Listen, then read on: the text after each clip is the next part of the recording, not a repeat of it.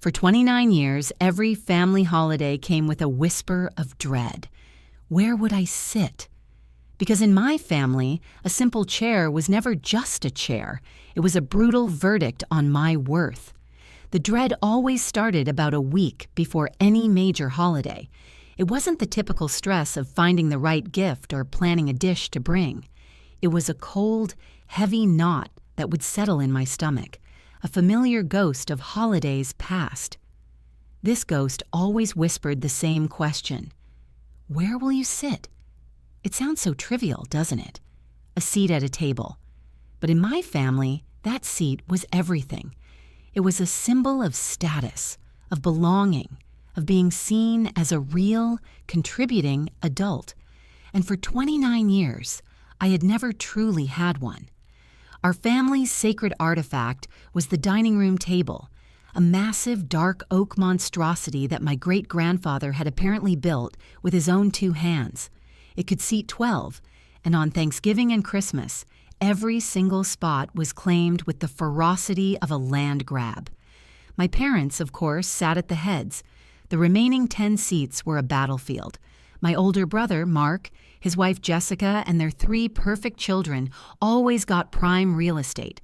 They were the golden family, the dynasty my parents had always dreamed of. Then came my aunt and uncle and my 2 cousins. That left 1 seat, one solitary, precarious spot that was never, ever mine.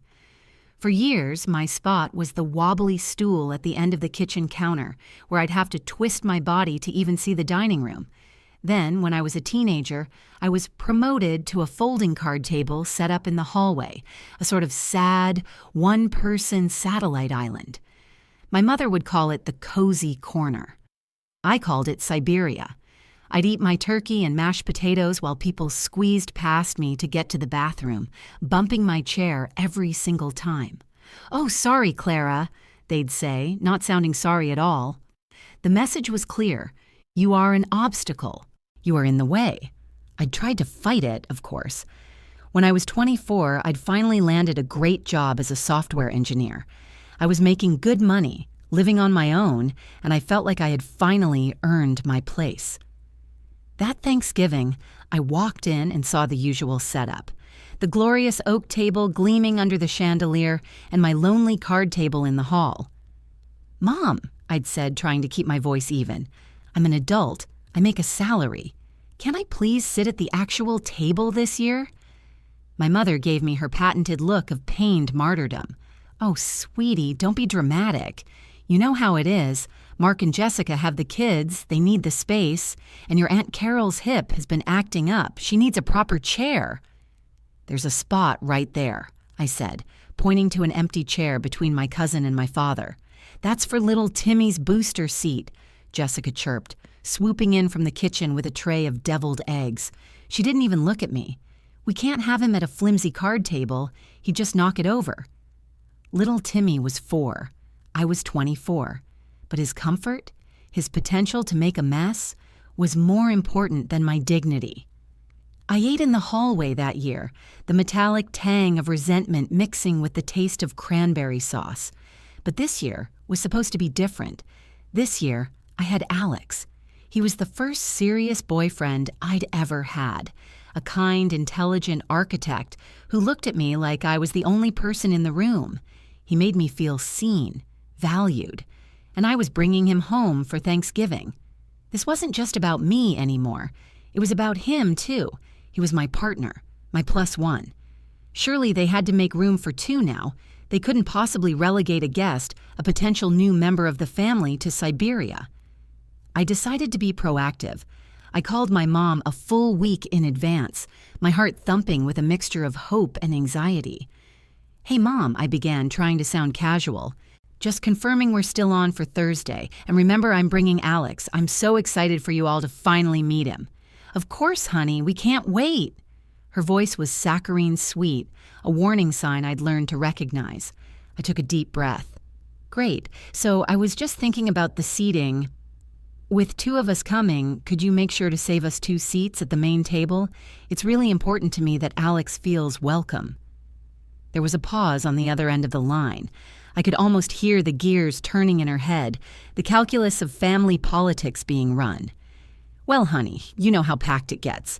Mark's family is 5 people now, and Uncle Robert is bringing his new girlfriend. The knot in my stomach tightened into a cold, hard stone. Mom, I am asking you as your daughter to please save 2 chairs for me and my partner at the family table. We are adults. We deserve a seat. Don't use that tone with me, Clara, she said, her voice turning sharp.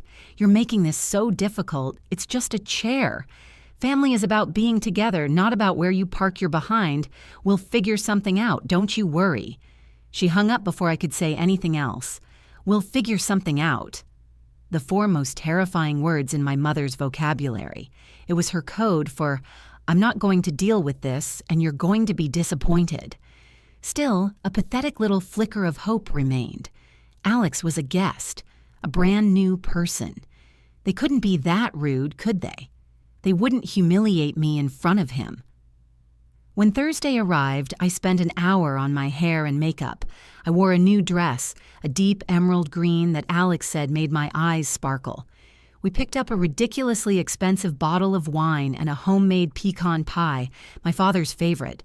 As we drove to my parents' house, I gave Alex the pep talk, glossing over the worst of the seating drama. They're a little traditional, I said, my palms sweating. The house gets really full, but they're great. You'll love them. He just squeezed my hand and smiled, completely oblivious to the war I was about to walk into. We walked through the front door into a wall of noise and warmth. Laughter from the living room, the smell of roasting turkey and cinnamon from the kitchen. My dad gave me a quick, distracted hug. My mom kissed the air near my cheek and gushed over Alex. So far, so normal.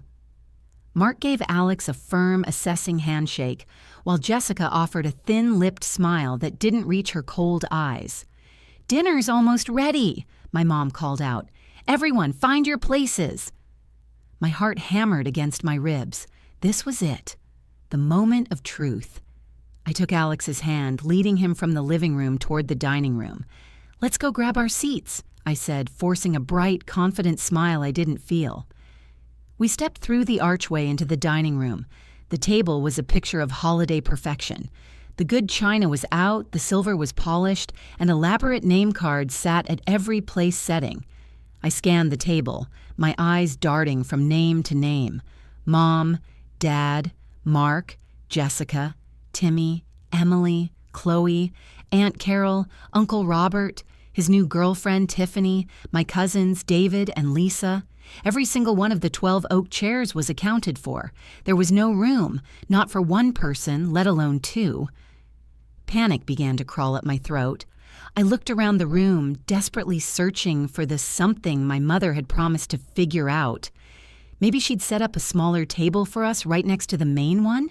That would be an improvement, a compromise I could almost live with.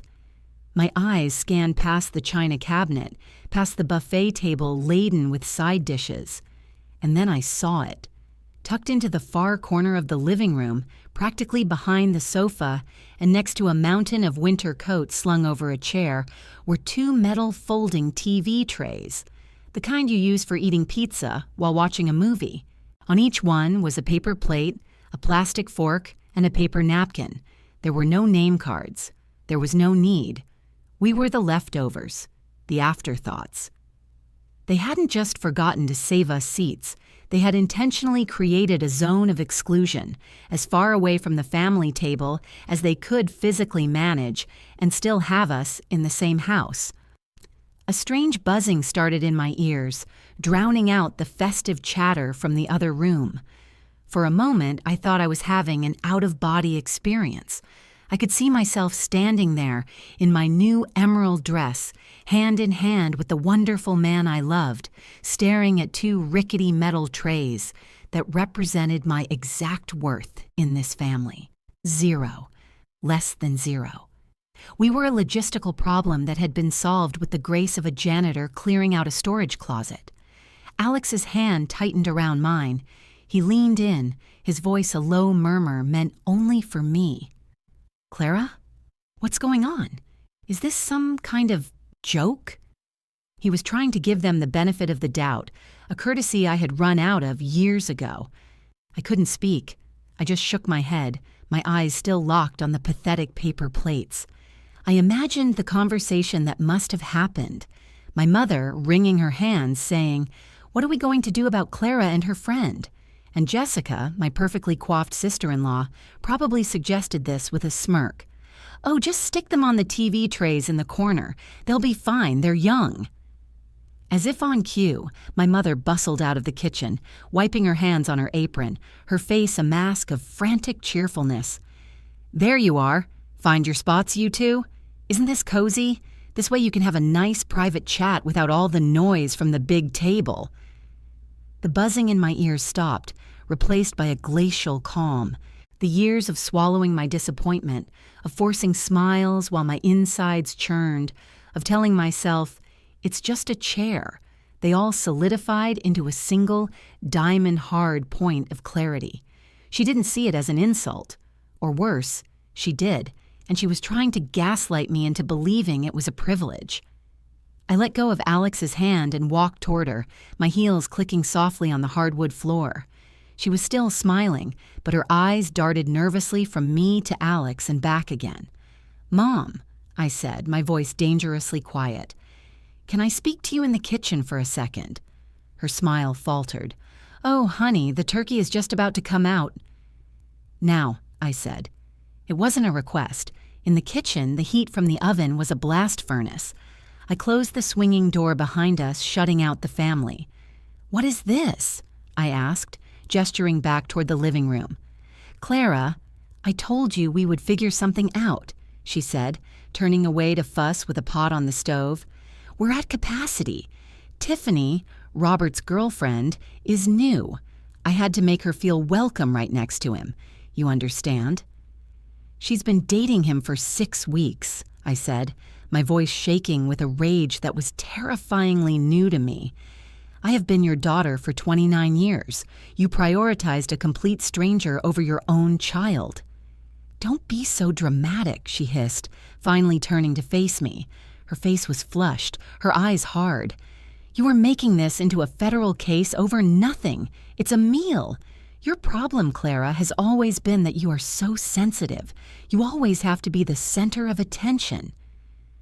The accusation was so breathtakingly wrong, it almost made me laugh.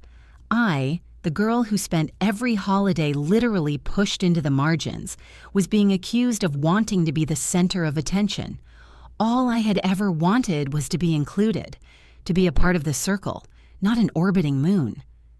"You're right," I said slowly, the clarity in my mind becoming sharp and absolute. "I am sensitive. I'm sensitive to being treated like I'm an inconvenience in my own family's home. I'm sensitive to being publicly humiliated in front of the man I love. And I'm sensitive to the fact that you have looked me in the eye and lied to me for the last 29 years, pretending that this family gives a damn about me when all I am is a box you have to check off on holidays." Tears welled in her eyes. They were her best weapon. "How can you say that? After everything I've done for you." "Stop," I said, holding up a hand. The diamond-hard point in my chest wasn't anger anymore. It was resolve. "Don't. It won't work this time." I turned and walked out of the kitchen. I didn't look at anyone. I walked straight to Alex, who was standing awkwardly near the front door, a look of profound concern on his face. He'd seen enough. He understood. I took his hand. "We're leaving," I whispered. He didn't question it. He just nodded, grabbing our coats from the pile on the chair, the same chair that was blocking our view of the pathetic TV trays. My brother Mark saw us. "Hey, where are you guys going? Dad's about to carve the turkey." I looked at him, at his comfortable, entitled face, and I felt nothing but a vast, empty distance. I didn't answer. I just opened the front door and walked out into the cold November air, Alex right behind me. The silence in the car was thick. We drove for 10 minutes before Alex finally spoke. "I am so sorry, Clara," he said, his voice laced with anger on my behalf. "That was unbelievable. What they did was cruel." Hearing him say it, Hearing him validate the years of hurt I had mostly kept to myself was like a dam breaking inside me. Tears streamed down my face, hot and silent. It wasn't just sadness. It was grief for the family I wished I had, and a furious, burning release of the family I was finally letting go of. I cried until we were almost back to my apartment. The city lights blurred through my tear-filled eyes. I thought about my small one-bedroom apartment. It was nice, but it was temporary. It wasn't mine. It didn't have a table. It didn't have room for a future. All my life I had been waiting for a seat at their table, waiting to be invited, to be accepted, to be given a place. And in that moment, in the dark of Alex's car, surrounded by the glow of a city full of strangers, I realized I had been going about it all wrong. You don't wait for a seat to be given to you. You build your own damn table. A strange, electrifying energy shot through me, chasing away the last of the tears. It was an idea so bold, so audacious, it almost scared me. But it felt more right than anything I had ever felt in my entire life. "Alex," I said, my voice hoarse but steady, "pull over, right here." He looked at me, confused, but steered the car to the curb. "What is it? Are you okay?" "I'm better than okay," I said, pulling my phone out of my purse. My hands were trembling, but not from sadness anymore. It was from power, a feeling I had never really associated with myself before. I bypassed my texts, ignoring the inevitable flood of messages that would be coming from my mother. I opened the Zillow app instead. I adjusted the filters. For sale. House. 3 bedrooms. Must have a dining room. My fingers flew across the screen. Alex watched me, his expression shifting from confusion to dawning amazement. "Clara, what are you doing?" I looked up from my phone, the screen illuminating my face. I met his eyes, and I knew he could see the shift in me, the iron that had just been forged in my soul. "I'm done asking for a seat at their table," I said, a small, fierce smile playing on my lips. "I'm going to buy my own." Alex stared at me for a long moment, the glow of my phone screen reflecting in his wide eyes. I half expected him to tell me I was being impulsive, that I was reacting emotionally and should sleep on it. He was an architect, after all. He was a man who understood foundations, planning, and the importance of not making multi-$100,000 decisions on a whim on Thanksgiving night. But instead of caution, a slow, brilliant smile spread across his face. "Okay," he said, his voice full of a warmth that melted the last of the icy dread in my chest. "Okay, let's do it. Let's find you a house." The word "you" hung in the air for a second before he corrected himself. "Let's find us a house." My breath hitched. We talked about moving in together, but it was always in a vague, someday in the future kind of way. This wasn't that. This was him, in the middle of the fallout from the worst family dinner in history, seeing my crazy, impulsive declaration not as a red flag, but as an invitation. He was all in. In that moment, sitting in his car on a random city street, I think I fell in love with him all over again. We didn't go back to my apartment. We went to a 24-hour diner, slid into a red vinyl booth, and ordered coffee and pancakes. It was the most satisfying Thanksgiving dinner I'd ever had. Between bites of syrup-soaked goodness, we scrolled through listings on my phone, our heads bent close together. We were a team. For the first time, I felt like I was building something with someone, instead of begging for scraps from someone else's table. The next few weeks were a whirlwind. I drained my savings for the down payment, a sum I'd been carefully hoarding for years without a specific goal in mind. It felt like fate. I got pre-approved for a mortgage that was terrifying but manageable. Alex, with his architect's eye, helped me sift through dozens of listings, immediately pointing out structural flaws or hidden potential I never would have noticed. We spent every weekend going to open houses. My family, predictably, lost their minds. My phone was a war zone. I had over 50 missed calls from my mother alone. The voicemails were a masterclass in emotional manipulation, swinging wildly from tearful apologies. I don't know what I did to make you hate me so much. I was just trying my best. To righteous indignation. After all we've done for you, this is the thanks we get? You embarrassed this entire family in front of a guest. My dad left one curt message. Clara, call your mother.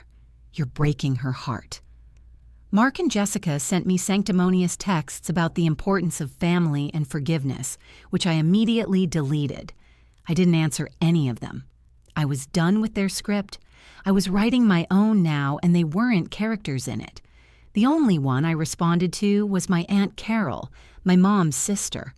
She sent a simple text that said, "Heard what happened. Good for you. Your mother has been pulling that seating chart nonsense since we were kids." It was a small crack of light in the monolithic wall of family disapproval, and I cherished it. We found the house 3 weeks before Christmas. It was a charming little bungalow in a quiet, tree-lined suburb about 45 minutes from the city. It was smaller than my parents' house, but it felt solid, welcoming. It had a cozy fireplace, a small backyard perfect for a garden, and most importantly, a formal dining room. It was a perfect square with big windows that let in the afternoon light. It was empty, of course, but I could see it. I could see everything. I could see a long, beautiful table in the center of it, surrounded by chairs. Not 12, maybe just 8. But they would be 8 chairs for people who were chosen, people who were wanted. The closing was a blur of paperwork and signatures. Alex was with me every step of the way, holding my hand, explaining the jargon, and celebrating with champagne when the keys were finally placed in my palm. The weight of them felt heavy, real. It wasn't just a house key, it was the key to my future, a future I owned. We moved in the weekend before Christmas. It was chaos. Boxes everywhere, the smell of fresh paint, and the echo of our voices in the empty rooms. We didn't have much furniture yet. My old apartment stuff looked laughably small and out of place. We had a mattress on the floor of the master bedroom and 2 folding lawn chairs in the living room. But we were deliriously happy. On Christmas Eve, we were sitting on the floor eating takeout pizza from a box balanced on another box when my phone rang. I didn't recognize the number. I almost ignored it, but something made me answer. Clara. It was my grandmother, my dad's mom. Her voice was frail, but had an underlying current of steel. She was the family matriarch, the one whose opinion, even in her old age, held immense weight. "Hi, Grandma," I said, suddenly nervous. "Your mother tells me you've bought a house," she said, skipping any pleasantries. "Yes, I did." "And you did this without telling anyone? You just ran off and bought a house because you were upset about a chair?" Her tone was laced with disappointment. "It was more than a chair, Grandma, and you know it," I said, my newfound spine holding firm. There was a long silence. I could hear her breathing on the other end. "Well," she finally said, her voice softening just a fraction, "what's done is done. The family is coming to my house for Christmas dinner tomorrow, as always. Your mother has saved you 2 seats, at the main table this time, right next to her. She's very upset, Clara. It would mean the world to her, to all of us, if you and your young man would come. It's time to put this foolishness behind us and be a family." The invitation was exactly what I had wanted my entire life. A guaranteed seat, an acknowledgement, a peace offering. The old Clara would have jumped at it. She would have felt the warm pull of forgiveness, the desperate need to be back in the fold, and she would have said yes in a heartbeat. But I wasn't the old Clara anymore. I was a homeowner. I was a partner. I was the master of my own seating chart. I looked at Alex, who was watching me with a supportive, questioning gaze. I looked around at the boxes, at the promise of the life we were building here, in our house. I thought about the empty dining room, waiting for its purpose. "Thank you for the offer, Grandma," I said, my voice clear and steady. "But Alex and I have other plans this year." "Other plans?" She sounded genuinely shocked. "What could be more important than Christmas with your family?" A slow, wicked, and utterly joyful idea began to form in my mind. It was petty. It was theatrical. It was exactly the kind of dramatic statement I needed to make, not just for them, but for myself. It was the final scene in the old play and the opening act of the new one. "Actually, Grandma," I said, a grin spreading across my face, "we're hosting this year, and I'd like to invite you. Christmas dinner, my house, tomorrow at 5. The silence on the other end of the line was absolute. I could picture her standing in her perfectly decorated living room, phone pressed to her ear, utterly speechless. I had not only refused their olive branch, I had thrown down a gauntlet. I wasn't just declining my seat at their table, I was inviting them to apply for a seat at mine. "You're hosting?" she finally sputtered, as if the concept was too alien to comprehend. "But Clara, you don't have anything. You just moved in. You don't have a table." "Oh, don't you worry about that," I said, my voice full of a confidence I was only just starting to feel.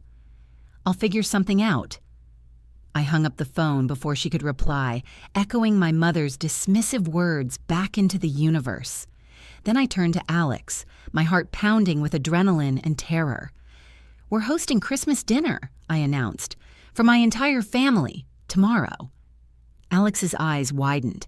He looked from me to our empty dining room, then back to me. "Tomorrow? Clara, we don't even have a kitchen table or chairs. Or plates. We have 2 lawn chairs and a box of plastic forks." He was right. It was an insane, impossible plan. My grandmother's words echoed in my head. "You don't have a table." And in that moment, the full, crushing weight of my grand gesture came crashing down on me. I had made the ultimate power move, and I had absolutely no way to back it up. Panic, cold and sharp, pierced through my adrenaline high. Alex was right. I had thrown a lavish party and forgotten to build the ballroom. My grand declaration to my grandmother suddenly felt less like a power move and more like the setup for the most epic self-own in family history. I could already picture it. My entire family, dressed in their Christmas best, standing awkwardly in my empty dining room, a smug "I told you so" plastered on Jessica's face. My mother would be weeping into a paper napkin about how I'd purposefully tried to humiliate her. I sank onto the floor, my head in my hands. "Oh my God," I groaned. "What have I done? This is a disaster. She's going to call everyone and tell them I've lost my mind." Alex sat down on the floor next to me, putting a steadying arm around my shoulders. He didn't say, "I told you so." He didn't panic. He just waited a beat, letting me spiral, and then he said, "Okay, so we're hosting Christmas dinner for at least a dozen people in less than 24 hours. We have no furniture, no dishes, and no food. Did I miss anything?" I looked up at him, my eyes wide with despair. "The turkey? I have no idea how to cook a turkey." He nodded seriously as if processing a complex architectural problem. "Right, turkey, major logistical hurdle." He was quiet for another moment, and I braced myself for him to tell me to call my grandmother back and surrender. Instead, a determined glint appeared in his eyes. "Okay," he said, pulling me to my feet. "Architect mode, engaged. Problem, create a festive dining experience from nothing. Time frame, T-minus 22 hours. Let's break it down." His calm, methodical approach was like a lifeline. He grabbed a stray piece of cardboard from a box and a marker. "Step 1, the table." He wrote it in big block letters. "We can't buy a dining set on Christmas Eve. Everything's closed or picked over, so we build one." "Build one?" I squeaked. "Alex, we have a hammer and a screwdriver that came in a flat-pack bookcase kit." "Think outside the box," he said, a grin playing on his lips. He walked over to the stack of flattened moving boxes in the corner. "These are corrugated cardboard. Structurally, if you layer them and brace them correctly, they're surprisingly strong. We can build a long, low table right here on the floor, Japanese style. It'll be unique, intentional." He started sketching on the cardboard, his hands moving with practiced confidence. He drew a long rectangle with support structures made from rolled-up cardboard tubes. It looked plausible. "Okay," I said, my panic starting to recede, replaced by a flicker of insane hope. "A cardboard table. What about chairs? Pillows, he declared. Cushions, blankets. We go to the 24-hour Walmart and buy every cheap, fluffy pillow they have in stock. It's bohemian. It's chic. It's all we've got. I actually laughed. It was absurd, but it was a plan. Okay, pillows. Table. What about plates? Am I really going to serve Christmas dinner on paper plates after all that? The irony was too much. No, he said firmly. We go to the thrift store first thing in the morning. They'll be open for a few hours. We buy every mismatched plate, glass, and piece of silverware we can find. It's not a mistake, it's a style. It's eclectic. We'll tell everyone it's a statement on consumerism. The plan was audacious. It was ridiculous. It was held together with hope and packing tape. And it was the most exciting thing I had ever been a part of. For the next few hours, we worked like a well-oiled machine. Alex, my brilliant architect, engineered a surprisingly sturdy 8-foot-long table from cardboard and duct tape. I followed his instructions, cutting and folding, my hands getting sore and covered in paper cuts. We covered our creation with a cheap, plain white tablecloth we found at the bottom of a linen box, and it looked almost elegant. The next morning, Christmas Day, we were up at dawn. The thrift store was a goldmine.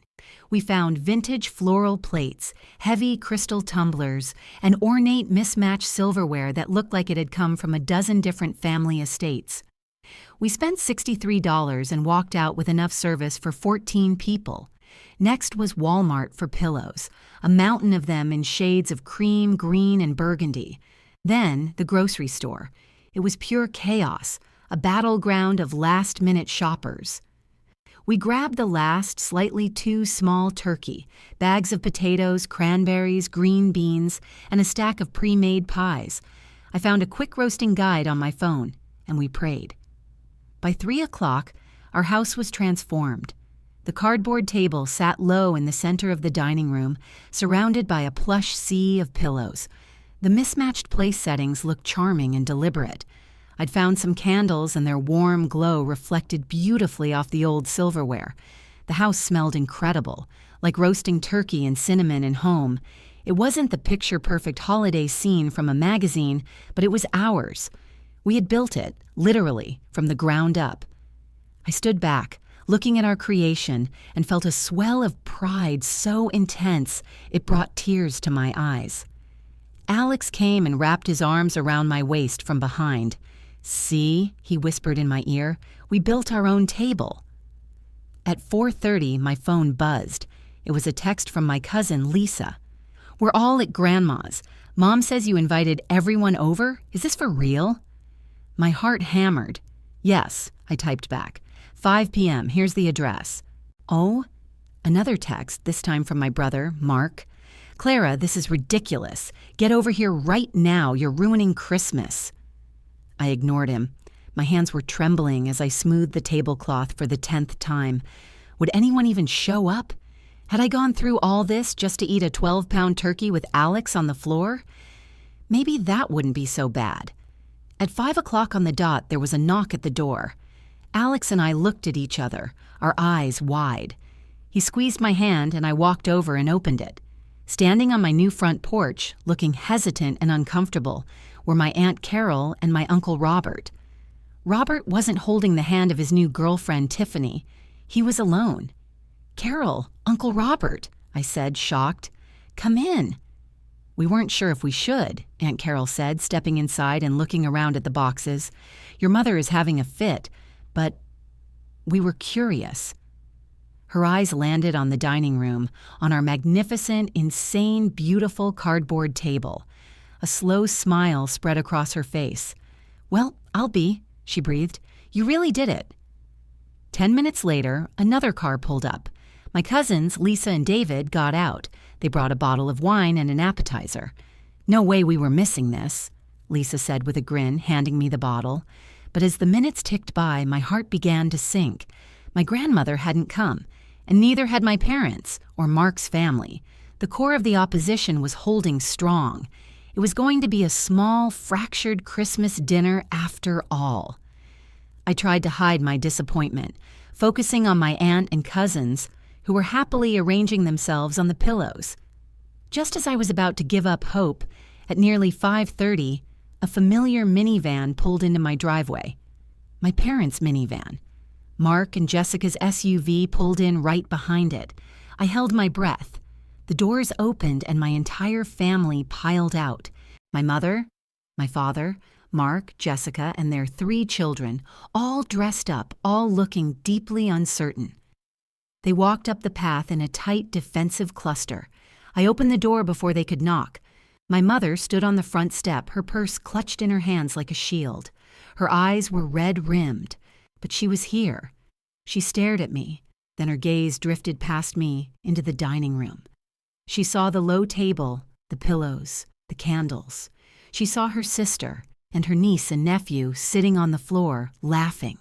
She saw the space I had made. Her face was a complicated mask of emotions I couldn't begin to decipher.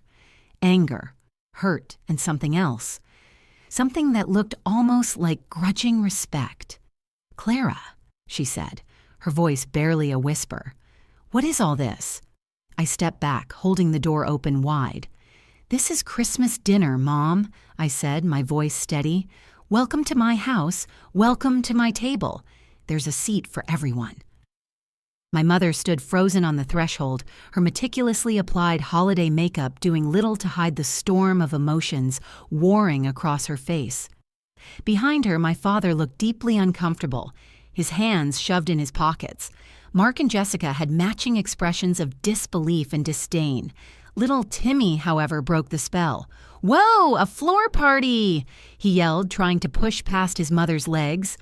That seemed to snap my mother out of her trance. She took a hesitant step inside, her expensive leather boots looking absurdly out of place next to our mountain of cardboard boxes. Her eyes darted everywhere, taking in the scene, the handcrafted table, the thrift store plates, the man she'd only met once, who was now standing with a proprietary arm around her daughter's waist. She was in my territory now. The rules of her house didn't apply. "Well," she said, her voice tight, "this is creative." It was the closest she could come to a compliment, and it was dripping with condescension. Jessica sniffed audibly. "I hope that table is clean. The kids can't eat off of dirty cardboard." Before I could say anything, Alex stepped forward, extending a hand to my father. "Bill, it's good to see you again. Welcome. Can I get anyone a drink?" His calm, easy confidence was a shield. He was the host, unflappable and gracious, and it subtly shifted the power dynamic. My father, a man who appreciated politeness above all else, shook his hand. "Alex, good to see you." One by one, they shuffled into the house. It was awkward, excruciatingly so. Mark's family refused to sit on the pillows, instead perching uncomfortably on the arms of our 2 lawn chairs in the living room, a silent protest against my bohemian setup. My mother wandered through the main floor, her eyes cataloging every empty corner, every unpacked box. It was a clear violation, a mother's inspection designed to find fault, but I let her. I had nothing to hide. This was my house, mess and all. When the turkey came out of the oven, golden brown and smelling heavenly, a hush fell over the house. It was my moment of truth. I had never carved a turkey in my life, and I was sure they were all waiting for me to fail, to hack it to pieces and prove I was just a child playing house. But Alex was there. He brought the platter to the kitchen counter where I stood, carving knife in hand. He placed his hand over mine for a second. "You got this," he whispered, and it was all I needed. I took a deep breath and made the first cut. It wasn't perfect, but it wasn't a disaster either. Soon I had a platter of sliced turkey ready to go. We served the food buffet style from the kitchen counter. My Aunt Carol and Cousin Lisa raved about the mashed potatoes. My Uncle Robert, a man of few words, gave me a gruff nod of approval after tasting the stuffing. Even my dad mumbled a quiet, "Turkey's moist, Clara," which was the equivalent of a 5-star review from him. Slowly, hesitantly, the ice began to thaw. The sheer novelty of the situation seemed to disarm them. My cousins, David and Lisa, fully embraced the floor seating, lounging back on their pillows and laughing. Aunt Carol started telling a story about a disastrous Christmas from her childhood, and soon even my dad was chuckling. The only ones who remained stubbornly aloof were Mark and Jessica. They ate their food standing in the kitchen, their body language screaming their disapproval. My mother, however, was the one I watched. After her initial inspection, she had claimed a pillow near my aunt, sitting stiffly at first. But as the meal wore on, I saw her shoulders relax. She was listening to her sister's stories, a small, nostalgic smile on her face. She saw me refilling my uncle's wine glass, saw Alex making my little cousins laugh. She saw me not as her sensitive, difficult daughter, but as a host, an adult, the owner of this strange, unconventional, but undeniably warm and happy gathering. After the pie was served, my father and uncle went into the living room to watch football, their usual post-dinner ritual. Mark and Jessica started gathering their kids, announcing they had to get home. It was an obvious snub, leaving before the party had truly wound down, but I didn't care. I gave them a polite, "Thanks for coming," and felt a sense of relief as their SUV backed out of my driveway. With the dissenters gone, the atmosphere lightened completely. We cleared the plates, and my mother actually helped, bringing dishes into the kitchen without being asked. She didn't say much, but it was a gesture, a white flag. Later, as the evening was winding down, I found myself alone in the dining room with my grandmother. I'd been so caught up in the chaos I hadn't even seen her arrive. She must have come with my parents. She'd been quiet all evening, observing everything with her sharp, intelligent eyes. She was sitting on a pillow, a plate with a sliver of pecan pie balanced on her lap. "Grandma," I said, sitting on a cushion across from her, "I'm so glad you came." She took a slow, deliberate bite of pie. "Your crust is a little doughy on the bottom," she said. I braced myself for the rest of the critique. "But the filling is perfect. Your great-grandmother's recipe. You remembered the extra splash of bourbon." I smiled. "It's the most important part." She looked at the cardboard table, running a wrinkled hand over the tablecloth. "This was a foolish, reckless thing to do, Clara." My smile faded. I did what I had to do. "I know," she said, and her eyes met mine. They were clear, and for the first time, I felt like she was seeing me, the real me. "Your mother." She gets stuck. She learned from her mother that the table is about power, about who matters. She doesn't know any other way. What you did today, you didn't just build a table. You changed the rules of the game. She paused, taking another small bite of pie. It took guts, more guts than anyone else in this family has shown in a long time. Tears pricked my eyes. Coming from her, this was the highest praise imaginable. It was validation. It was acceptance. It was a seat at the table of her respect, which meant more to me than any oak chair ever could.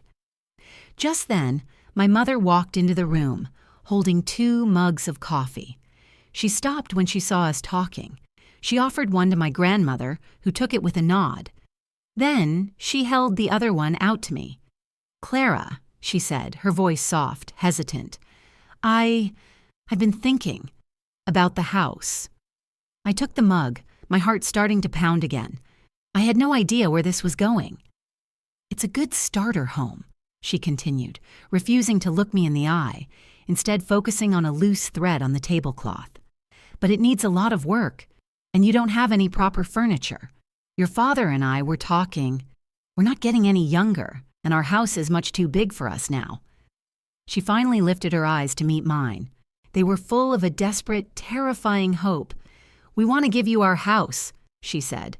"The family home. We'll move into something smaller, a condo. You and Alex can have it, all of it. The furniture, the china, the dining room table. It's your birthright. It should belong to you." The coffee mug felt impossibly heavy in my hands. Her words hung in the air, thick and surreal, distorting the cozy atmosphere of the room. My grandmother, sitting beside me, went utterly still, her eyes fixed on my mother's face. This wasn't just an offer, it was a coronation. She was trying to hand me the crown I had spent my entire life fighting for. The house, the furniture, the table, my birthright, All the symbols of acceptance and status that had been withheld from me were now being laid at my feet. For a dizzying second, the old Clara surfaced, gasping for air. The part of me that had cried in hallways and eaten on TV trays screamed, "Yes, take it. You've won." This was total victory. This was them acknowledging my power, my adulthood, in the most profound way possible. I could picture it. Me and Alex living in that big, beautiful house. Me sitting at the head of that gleaming oak table, finally in my rightful place. Mark and Jessica would have to come to my house for the holidays. They would have to ask me where to sit. The thought was intoxicating, a sweet, potent revenge. But then I looked around my own dining room. I saw the candlelight flickering on the mismatched crystal glasses. I saw the sturdy, ridiculous, magnificent cardboard table that Alex and I had built with our own hands out of desperation and love. I looked through the archway into my living room and saw Alex talking with my Aunt Carol, his laughter filling the small space with a genuine warmth my parents' cavernous house rarely possessed. This place, with its unpacked boxes and phantom furniture, was mine. Every nail, every floorboard, every monthly mortgage payment, it belonged to me. It wasn't a gift. It wasn't an inheritance. It was something I had earned. My mother wasn't offering me a home.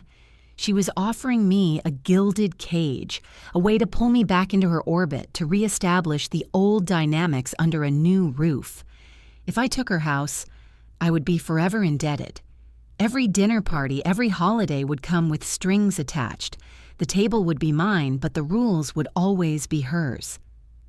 I took a slow sip of my coffee, the warmth steadying my nerves. I looked my mother in the eye. "No," I said. The word was quiet, but it landed in the room with the force of a physical blow. My mother recoiled as if I'd slapped her. "No," she stammered. "What do you mean, no? This is the family home. I'm offering you everything." "I don't want everything," I said, my voice gaining strength. "I just wanted a seat. And when you wouldn't give me one, I built my own. I like my table, Mom. I like my house." "But it's so small," she said, her voice laced with a genuine confusion that was almost pitiable. She truly didn't understand. For her, value was measured in square footage and inheritance. "It's ours," I said simply, "and that's enough." My grandmother, who had been watching this exchange like a hawk, let out a small, quiet sigh. It sounded strangely like relief. She gave me a tiny, almost imperceptible nod. My mother looked from me to her own mother, searching for an ally but found none. Her face crumpled. This rejection was a bigger blow than my walkout on Thanksgiving. That was an act of rebellion. This was a declaration of independence. I was no longer a satellite in her solar system.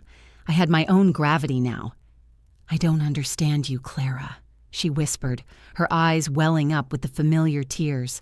"I try to do something nice to give you the world, and you throw it back in my face." She turned and fled the room, her coffee mug clattering as she set it down on a box in the hallway.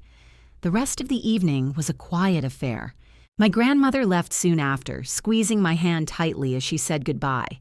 "You're a good woman, Clara," she'd said. "Stronger than you know." My aunt and cousins helped with the dishes, and we all promised to get together again soon, a promise that felt real and unforced for the first time. When everyone was gone, Alex and I stood in the middle of our empty-ish living room. The house was quiet except for the hum of the refrigerator. "Well," Alex said, breaking the silence, "that was the most eventful, least relaxing Christmas in human history." He wrapped his arms around me and pulled me close. "Are you okay? That was intense." I leaned my head against his chest, breathing him in. "I'm better than okay," I said, my voice muffled by his sweater. "I feel free." And I did. Rejecting my mother's offer had severed the last, most stubborn cord. I wasn't fighting for their approval anymore. I didn't need it. I had my own house, my own partner, my own life. The next few months were a blissful blur of domesticity. We painted walls, assembled furniture, and planted a spring garden in the backyard. Alex, with his architect's brain and my input, designed the perfect custom-built dining table for us. We hired a local woodworker to build it. It was made of warm, honey-colored maple, sleek and modern but sturdy. It seated 8, a number that felt intimate and intentional. We bought 8 beautiful, comfortable chairs to go with it. My relationship with my family settled into a new, strange pattern. My mother would call me once a week, her conversations stilted and focused on superficial things, like the weather or what she was making for dinner. She never mentioned the house or the table again. It was a wound she couldn't bear to touch. My father remained distant, but my connection with my aunt and cousins blossomed. We'd have them over for casual dinners, grilling in the backyard. It was easy. It was fun. It was what family was supposed to feel like. One Saturday in late April, I was in the garden pulling weeds when my phone rang. It was Mark. I almost didn't answer. We hadn't spoken since Christmas, save for a generic, Happy New Year text. "Clara," he said, his voice strained. He sounded terrible. "Mark? What's wrong?" There was a choked sob on the other end of the line. "It's Jessica," he said, his voice breaking. She's gone. She packed a bag this morning while I was taking the kids to soccer practice, and she just left. There's a note. She said she's not happy, that she needs to find herself. She's left me, Clara. She's left us." I sank down onto the grass, the dirt smudging my jeans. My mind reeled. Perfect Jessica. Perfect Mark. The golden family, the dynasty my parents were so proud of, had just imploded. "Oh my God, Mark," I whispered. "I'm so sorry. Where are the kids?" "They're here. They don't understand. I don't understand." He was openly weeping now, a sound I had never heard in my entire life. "Clara, I don't know what to do. I'm all alone. The house is so empty. I need my sister." The request, so raw and desperate, hit me with the force of a physical blow. For years, he had been a gatekeeper, a smug enforcer of the family hierarchy. Now his perfect world had shattered, and he was turning to me, the outcast, the afterthought. "Where are Mom and Dad?" I asked, my mind already racing. "They're on a cruise," he sobbed. "An Alaskan cruise. They're somewhere in the middle of the ocean. Their phones are off. They won't be back for another week." He was completely and utterly alone, and he was calling me. He needed me. And despite everything, despite all the years of slights and dismissals, he was still my brother. "Stay right there, Mark," I said, my voice taking on a calm authority I didn't know I possessed. "Don't do anything. I'm coming over." I hung up the phone and stood up, my hands trembling. I had just spent months building a fortress around my new life, a life blessedly free of my immediate family's drama. And now, that drama was battering down the door, begging to be let in. I found Mark sitting on the front steps of his perfect, oversized house, his head in his hands. The lawn was immaculately manicured, the flower beds bursting with pristine tulips. It was a picture of suburban perfection, but the man at the center of it was utterly broken. Through the big bay window, I could see his 3 children huddled on the sofa, watching cartoons with a kind of glazed, fearful stillness. The silence of the house was more jarring than if they had been screaming. When he saw my car pull up, he looked up, his face blotchy and swollen. He looked younger and more vulnerable than I had ever seen him. The smug, confident older brother I knew was gone, replaced by a lost, terrified man. I went and sat on the step next to him, not saying anything, just being there. For a long time, we just sat in silence, listening to the birds and the distant sound of a lawnmower. "She took her passport," he finally choked out. "The note said not to try and find her, that she'd call when she was ready. What am I supposed to tell the kids, Clara? What do I tell Mom and Dad?" "You tell the kids the truth, in a way they can understand," I said softly. "That Mommy is sad and needs to take some time for herself. And you don't worry about Mom and Dad right now. You worry about you and those kids." I spent the rest of the day there. I made macaroni and cheese for the children, their favorite. I helped Timmy with a Lego creation and read a story to Emily and Chloe until they fell asleep, curled up together on the couch. I watched Mark wander through his own home like a ghost, picking up Jessica's things, a coffee mug, a scarf, a book left open on the nightstand, and staring at them as if they were artifacts from a lost civilization. He tried to talk to the kids, his voice cracking as he repeated the gentle, age-appropriate script I'd helped him craft. They cried, of course. Big, confusing tears for a situation they couldn't possibly comprehend. Mark held them, all three of them, in a big, clumsy hug, and I saw a flicker of the father he needed to become. A father who wasn't just the fun weekend parent, but the anchor in the storm. As evening fell, I packed an overnight bag for them. "You're not staying here tonight," I said. It wasn't a suggestion. "The house is too quiet and you're all just going to be miserable. You're coming to stay with me and Alex." Mark looked at me, his eyes wide with a mixture of gratitude and shame. "Clara, I can't ask you to do that. We'd be in the way." "Don't be ridiculous," I said, channeling my grandmother's no-nonsense tone. "It's what family does. Go get the kids." My house, which my mother had called so small, suddenly felt enormous. Alex was a superhero. When I called to explain the situation, he didn't hesitate. By the time we arrived, he had blown up an air mattress in the spare room and piled it high with every blanket and pillow we owned, creating a giant kid nest. He'd ordered pizza, their favorite toppings, and had a movie ready to go. He treated my nieces and nephew with such gentle, easygoing kindness that they visibly relaxed for the first time all day. He drew them out of their sad little shells, making them laugh with silly jokes. That night, after the kids were finally asleep in their nest, Mark, Alex, and I sat at my beautiful new maple dining table. The same table that was a symbol of my independence was now being used to shelter the brother who had so often made me feel excluded. The irony was not lost on me. Mark looked exhausted, but a little bit of the color had returned to his face. "Thank you," he said, looking from me to Alex. "I mean it. I don't know what I would have done tonight." He looked at me, his eyes shining with unshed tears. "I've been a real jerk to you, haven't I, Clara? For years." I just shrugged. We were all playing the roles we were assigned. "No," he said, shaking his head. "That's no excuse. I saw the way you were treated. The card tables, the stool in the kitchen. And I never said a word.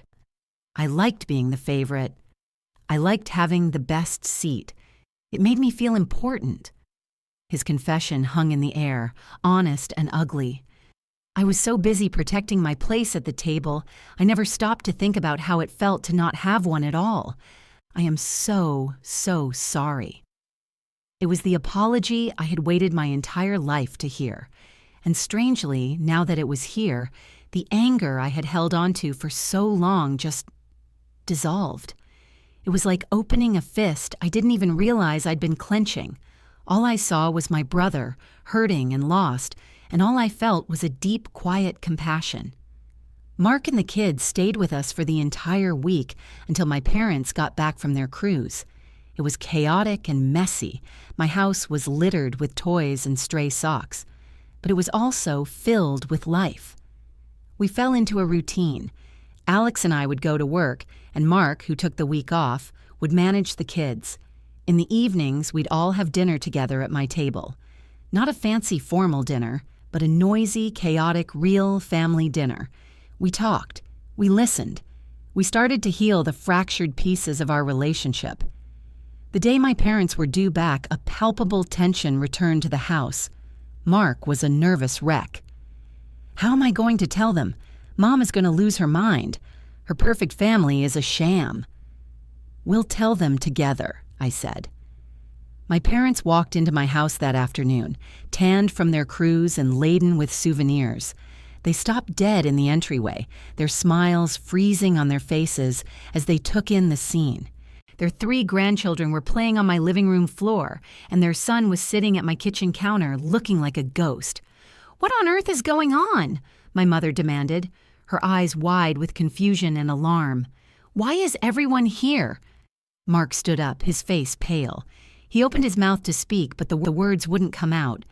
I stepped forward and put a hand on his arm. "Mom, Dad," I said, my voice calm and steady. "Sit down. We need to talk." We all gathered in the living room. It was the first time my parents, Mark and I, had been in the same room since Christmas. I watched my parents' faces as Mark told them the story, his voice cracking with emotion. My father's face went slack with shock. My mother, however, went through a rapid series of emotions: disbelief, then horror, then a pure, unadulterated rage. But her rage, to my astonishment, wasn't directed at Jessica. When Mark finished speaking, my mother turned her furious gaze on me. "This is your fault," she hissed, her voice trembling. I was so stunned I could only stare at her. "What? How is this possibly my fault?" "You did this," she cried, getting to her feet and pointing a shaking finger at me.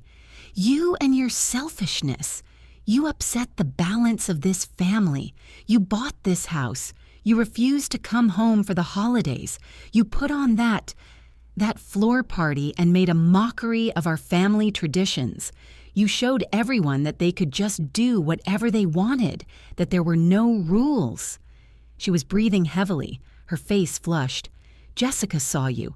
She saw you walk away and build your own life, and you planted the idea in her head. You gave her permission to be selfish. You destroyed your brother's marriage, Clara. You broke this family." The accusation was so monstrous, so profoundly twisted, it sucked all the air out of the room. I felt like I'd been physically struck. My father stared at my mother, his mouth agape. Mark looked from her to me, his face a mask of horrified disbelief. Even the children, sensing the shift in the atmosphere, stopped their playing and looked up with wide, worried eyes. For a heartbeat, I felt the old, familiar sting of her blame. It was a poison she'd been administering in small doses my whole life, and for a second my body remembered how to absorb it. But then, a new feeling rose up, cold and clear as a winter morning. It wasn't anger, it was pity. I looked at my mother, at her contorted face and the wild, desperate look in her eyes, and I didn't see a monster. I saw a terrified woman whose entire world, built on a foundation of perfect appearances and rigid control, had just been demolished.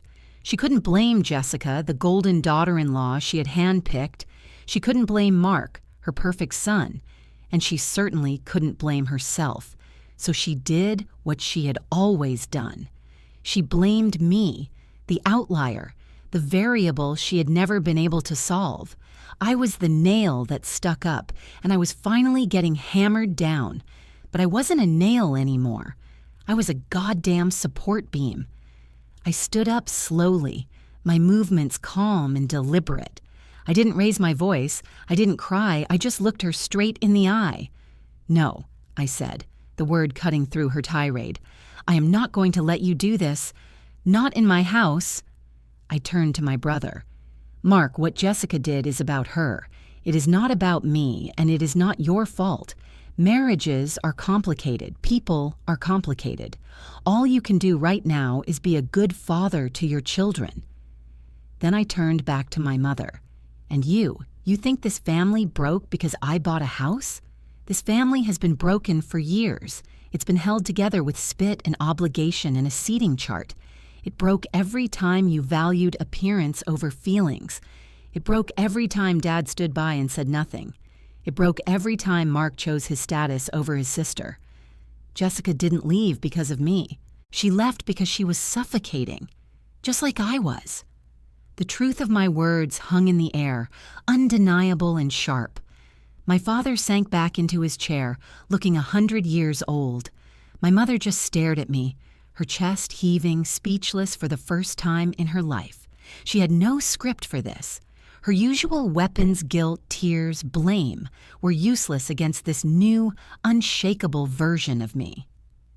"What this family needs right now is not a scapegoat," I continued, my voice softening slightly. "It needs to heal, and that can't happen until we stop pretending everything is perfect. Mark needs his parents. Your grandchildren need their grandmother. They need your love and support, not your anger and blame. I walked over to the front door and opened it. I think you and Dad should go home now, cool off, and when you're ready to be the parents your son needs right now, you can come back. It was the hardest thing I had ever done, kicking my own distraught parents out of my house. But it was also the most necessary. The boundary had been drawn, not in sand, but in concrete. They left without another word. My mother wouldn't look at me, but my father, as he walked past, met my eyes for a fraction of a second. In them, I saw a flicker of something I'd never seen before: shame and a sliver of respect. The week that followed was a strange kind of limbo. Mark and the kids stayed with me. We functioned as a unit, a makeshift family forged in crisis. We played board games, went to the park, and had dinner at my table every single night. Mark started to look less like a ghost and more like a father. He learned how to braid Chloe's hair, discovered Timmy's favorite bedtime story, and had long, quiet talks with Emily about her feelings. He was building his own table, right alongside me. My parents didn't call. I started to wonder if I had finally pushed them away for good. Then one evening, there was a knock on the door. It was my father standing alone on the porch, holding a grocery bag. "Your mother made a casserole," he said, avoiding my eyes. "For the kids." He stepped inside, and for the first time, he really looked around my home. He saw the kids' drawings taped to the refrigerator. He saw the scuff marks on the floor where they'd been playing. He saw the comfortable, lived-in reality of my life. "Clara," he said, his voice thick with emotion, "your mother, she doesn't know how to say it, but she's wrong. What you said, you were right.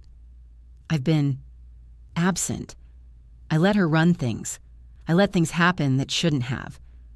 I'm sorry for not protecting you, for not being a better father." Tears streamed down my face. This apology, quiet and unassuming, meant more to me than any grand gesture. It was real. He stayed for dinner.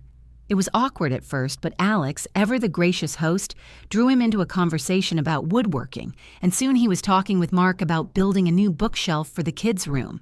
It was the first time I had ever seen my father and my brother connect not as a patriarch and his heir, but as two men. My mother came by the next day. She didn't apologize, not in words. Her pride wouldn't allow it, but she brought a pie, and she sat on the floor with her grandchildren and let them climb all over her. She watched me and Mark working together in the kitchen, a look of profound, weary contemplation on her face. It was a start. Eventually, Mark and the kids moved back into their house. It was a long road for them. Jessica called, eventually. They started therapy, both together and separately. I don't know if they'll ever get back together, but for the first time, they were being honest. The perfect facade had been shattered, and they were finally dealing with the real, messy people underneath. Life found a new normal, a better normal. We started a new tradition, Sunday dinners at my house. Not every Sunday, but often. Sometimes it was just me, Alex, Mark, and the kids. Sometimes my aunt and cousins would come. And sometimes my parents would join us. There were no name cards. There was no assigned seating. People sat where they wanted, next to who they wanted to talk to. We'd squeeze extra chairs in if we needed to.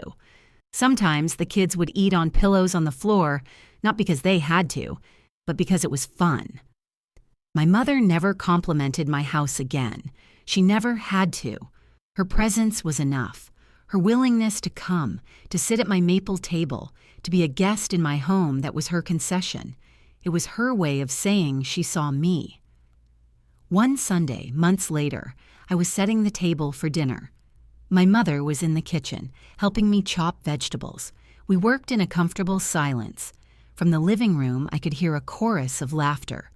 Alex, my dad, Mark, and all three kids were in a massive, chaotic pillow fight.